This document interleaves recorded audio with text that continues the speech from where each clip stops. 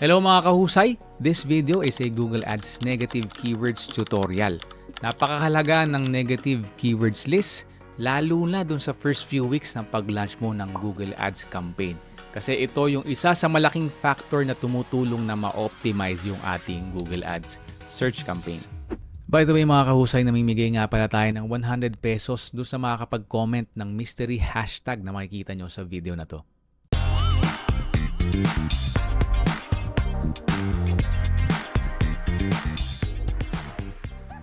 What's up mga kahusay? Carlos Ubado here, and I've been doing freelancing and digital marketing for more than 10 years. Kaya if you want to learn more about freelancing and digital marketing, make sure to hit that like button, subscribe, and turn on that notification bell.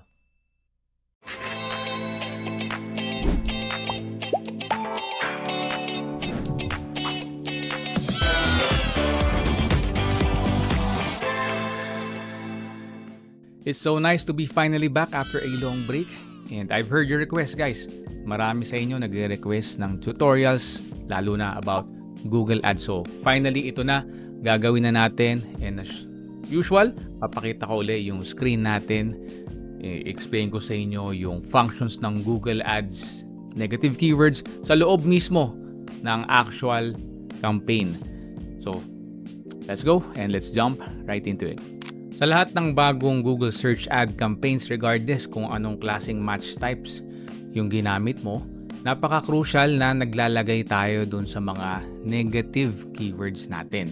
May tendency kasi si Google Ads na ipakita yung mga ads mo dun sa mga unrelated keywords. So hindi natin may iwasan yan, no? Regardless kung gumamit tayo ng phrase match, exact match, and lalo na, syempre, kung naka-broad match tayo.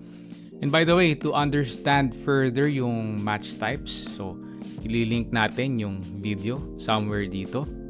So make sure na pag-aralan mo yan para mas maintindihan mo yung mga iba't ibang match types ni Google.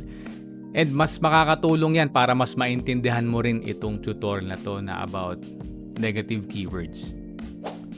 Para mas maintindihan natin na mas maigi yung mga negative keywords match types, discuss na rin natin siya quickly, no? So similar lang to dun sa regular na match types na ginagamit natin pagdating sa Google Search Ads. So andyan si negative broad match, andyan si negative phrase match, and nandyan din si negative exact match. So simulan natin dito kay negative broad match. So dito kay negative broad match, yung example niya, running shoes. So, ang ibig sabihin lang niyan, lahat ng words na merong o phrases na nilagay ni searcher kay Google at na-include yung running at shoes, and pwedeng mauna rin yung shoes, pwedeng magkaroon ng ibang words in between, kahit mag-shuffle siya, basta nandyan yung dalawang words na yan, matitrigger yung ads mo. So, pwede nga example niyan is blue running Nike shoes. Pwede ring Nike shoes, red running. So, dahil nandun yung dalawang keywords na yun, at kahit mag-shuffle pa siya, magpapakita yung ads natin. Or rather, in this case pala, matitrigger.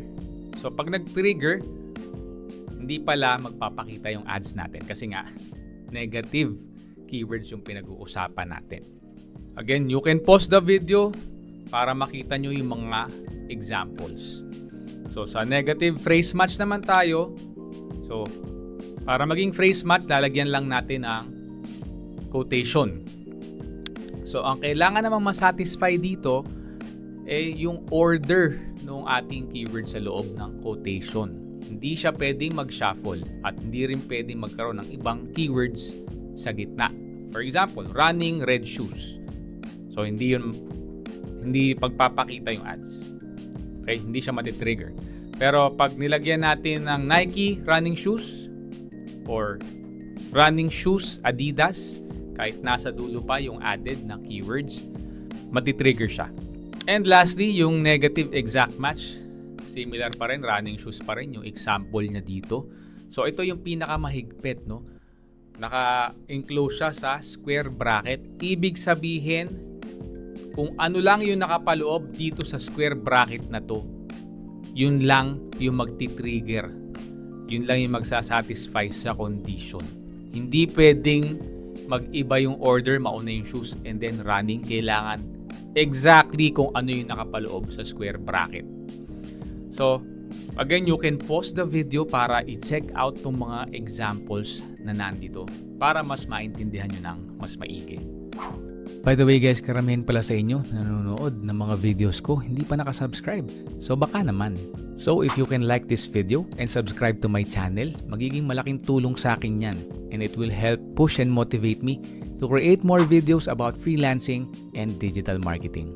So thank you in advance dun sa mga nag-subscribe na and sa mga magsasubscribe pa lang. And now back to our main topic. Talon tayo dun sa actual account para makita nyo kung saan ina-add tong negative keywords na to. So, within your dashboard, punta ka lang dito under sa shared library. Okay? Sa shared library, makikita nyo yung exclusion list natin.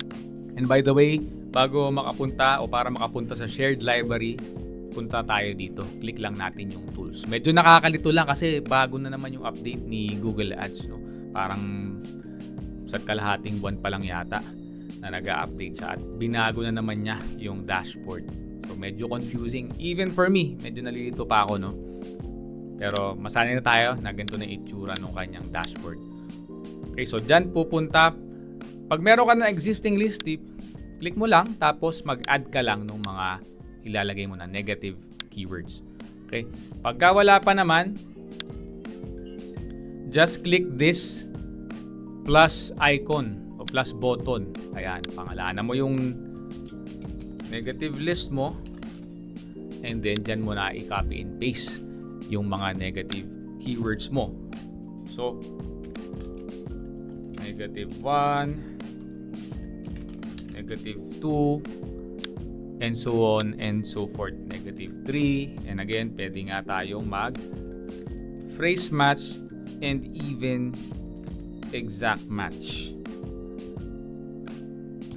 Ngayon ang tanong, saan natin kukunin yung mga keywords na ilalagay natin dyan? So, number 1, by using our common sense. So, balik tayo sa example na to.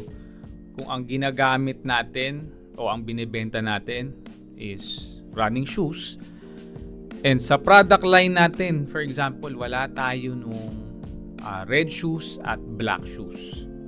So definitely by common sense ay natin lalabas yung ads natin pag kami naglagay ng black at red.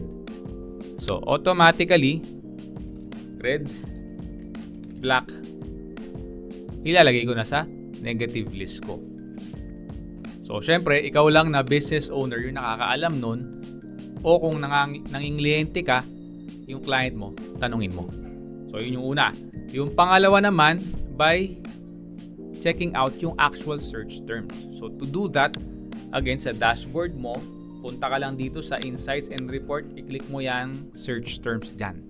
And makikita mo tong dashboard na to at lalabas dyan lahat ng mga search terms na nag-trigger nung ads mo. So, pag may nakita ka dyan na hindi ka nais-nais at nakita mo na, uy, dapat di lumalabas yung ads ko dun Siyempre, ilalagay mo siya ngayon dito sa negative list mo. Kung minsan may lumalabas dyan na sobrang absurd na kunyari, no? Running shoes ang usapan. Is it better to use running shoes or just run barefoot? Ayan. Diba, ang layo. Kahit naka-exact match ka, pinapalabas ni Google Ads yan. Nangyayari sa akin yan. So, kaya we have to watch this closely.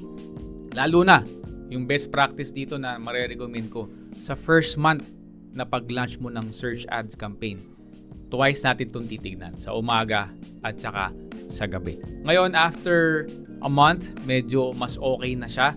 Silipin mo lang siya ng kahit once every 2 to 3 days. And then, pag talagang stable na yung campaign mo, pwede tayong mag-spot check na lang na at least once a week. So, yun yung marirecommend ko kasi ganun yung ginagawa ko. So, ganun lang siya kasimple, no? So, make sure na ma-apply mo to sa account mo o sa account ng client mo para ma-optimize mo pa further yung campaign nyo. And mas maging maganda pa yung ROAS nyo. Kasi pagka hindi mo to ginagawa, ipapakita lang ni Google Ads yung mga ads nyo dun sa mga keywords na hindi naman profitable o hindi money keywords kung tawagin. Ang gusto kasi natin, pag nag-run tayo ng Google Ads, tumatama lang yung ads natin. Nagpapakita lang dun sa mga tinatawag natin na money keywords or profitable keywords. If you find this helpful, paki-like mo naman ang video na to. And if you have any questions or suggestions, do comment them below. And for more tips about freelancing and digital marketing, consider subscribing.